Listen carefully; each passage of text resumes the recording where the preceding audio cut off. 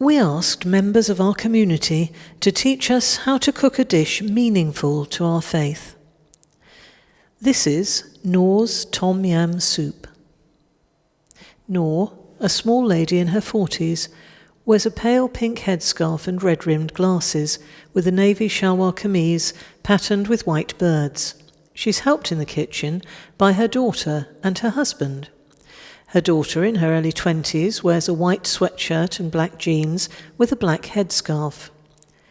Her husband, taller and more sturdily built, wears a light brown polo shirt and cream chinos. He has grey, close-cropped hair and a short grey beard. They cook in their white wood-fitted kitchen where the worktops are dark brown.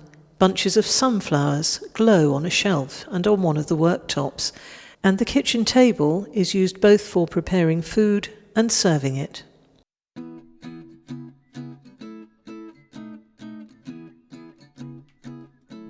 Well, I'm Noor. I'm a mother of 6, and today I'm going to show you how we are going to cook tom yam soup. It is one of our family comfort food, and whenever I cook tom yam, everyone's happy. Okay, let's get started. Okay, let's get started.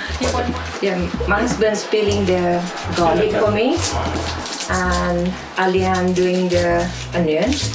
Well, Malaysian cuisine is a fusion between Indian and Chinese, and garlic is a must in our cooking. So these are like the basic ingredient for tom yam. Actually, you can put any kind of vegetable that you like. But today we are using carrot. To me, carrot is a must because we don't put any sugar in our cooking. So carrot has its own flavor that make it sweet. And this from my husband allotment. Yeah, I just love all types of veg in my tom yam because it adds a bit of green color in my tom yam. That's why I'm going to put here for that. And some cherry tomatoes from my back garden. I feel like it's a bit crisp when you cook it.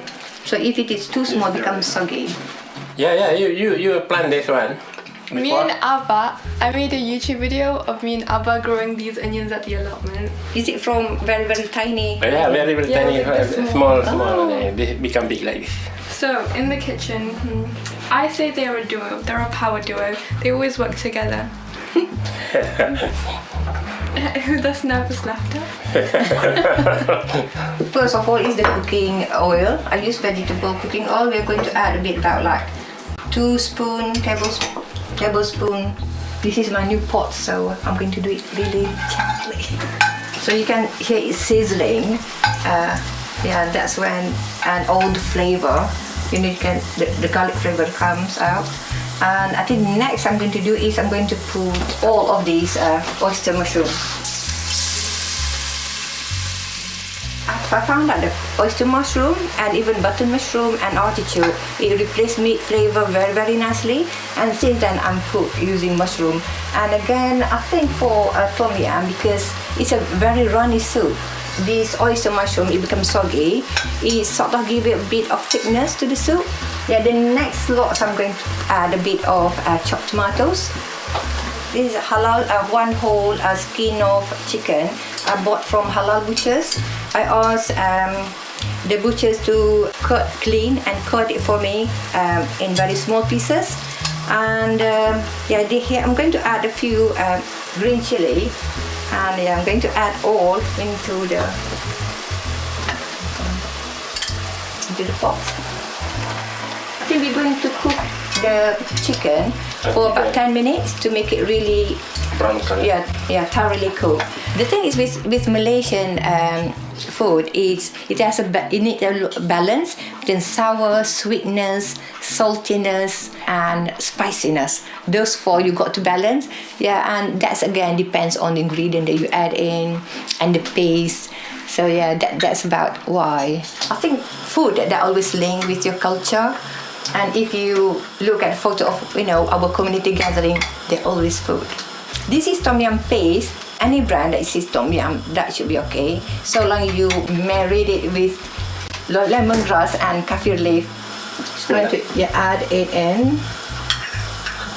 I think my family got used to very strong flavor of tom yum.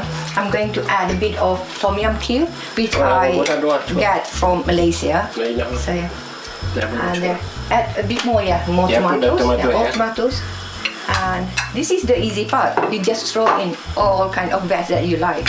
So this is the butter mushroom. I think butter mushroom. Carrot first. If you like it crunchy, you can leave some towards the end. The tom yum is nearly ready, so just add the lime juice. I think freshly squeezed lime juice make it bring all the flavor that is going to bring it to the next level. And then add everything here. Yeah, add everything there. Mushroom, butter mushroom. The vegetables in tom yum is so important because you know when soup is just soup, you don't eat it with anything. It gets a bit boring. But with tom yum, you can eat it with nasi, and all these vegetables, you can eat it without nasi. It's great. I love it. And it is such a comfort food, like my mom said, because there's something to it. It's the warmth, the spice in the food, the nostalgia. Tom yum means family. It means my childhood. The thing with Islam, it got like to make something that lasts longer. So I try to make in batches. So sometimes because I have various ages of children, like tom yum today, I cook it. I take 2 portion, put in the freezer.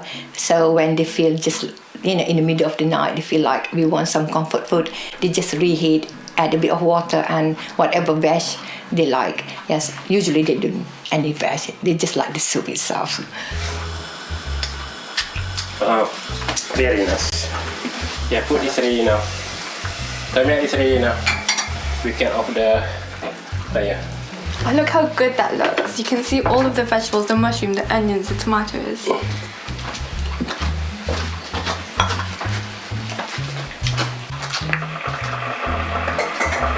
Some of my friends, they wear niqab, not because that is the way that they quite like to lead their life. So I pull the curtain, you can see the curtain, the grey curtain behind you. And so when they eat, they got to take off their niqab to eat. Yes, so, and then when we do a bit of prayer, it's very simple prayer when we eat. We start, I think, with similar to with other religion. It is so good. Oh, I thought, because today is a real jumbled one. Let me see. Perfect.